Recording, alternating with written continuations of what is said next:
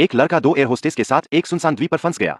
वहां भेड़िए थे, इसलिए दोनों एयर होस्टेस डर के मारे उसी लड़के के साथ रहने लगीं। लेकिन अगले दिन जब वे उठे तो शाओलान ने लड़के पर गुस्सा किया और उसे गालियां दीं। उसने कहा कि लड़के ने मौके का फायदा उठाकर उसका फायदा उठाया है। उसने लड़के को नीच आदमी कहा। यह सब सुनकर लड़का बहुत दुखी और बेइज्जत महसूस करने लगा।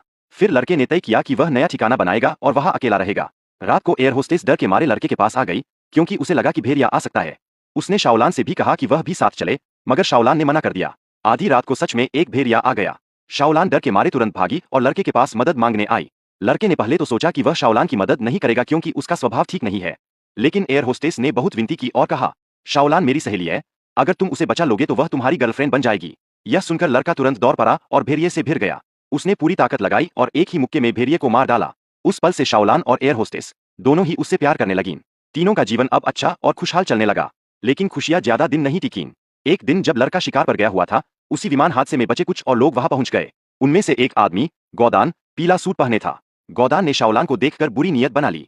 वह न सिर्फ शाओलान को चाहता था बल्कि लड़के का ठिकाना भी छीनना चाहता था। शाओलान ने बहुत चिल्लाया, मगर कोई फायदा नहीं हुआ। गौदान ने अपने साथियों को कहा कि वे अंदर जाकर देखें कि वहां कुछ खाने को है या नहीं। उन्होंने बीमार एयर होस्टेस को घसीटकर बाहर निकाला।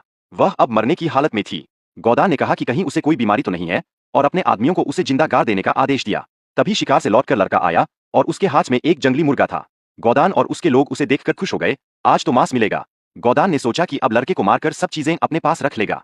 मगर उसने नहीं सोचा था कि यह लड़का एक सैनिक, फौजी रह चुका है। लड़के ने अकेले ही सबको पीट दिया। शाओलान और एयर होस्टेस यह देखकर और ज्यादा उसके प्यार में पड़ गईं। फिर लड़के ने कुछ जड़ी बूटियां लाकर बीमार एयर होस्टेस को दीं। उसने जैसे ही दवा पी, उसकी हालत तुरंत ठीक हो गई। वह बहुत आभारी हुई और बोली, तुमने मेरी जान बचाई है, मैं इस उपकार का बदला अपने जीवन से दूंगी। फिर वह मुस्कुराकर बोली, क्या आज रात मैं तुम्हारे साथ सो सकती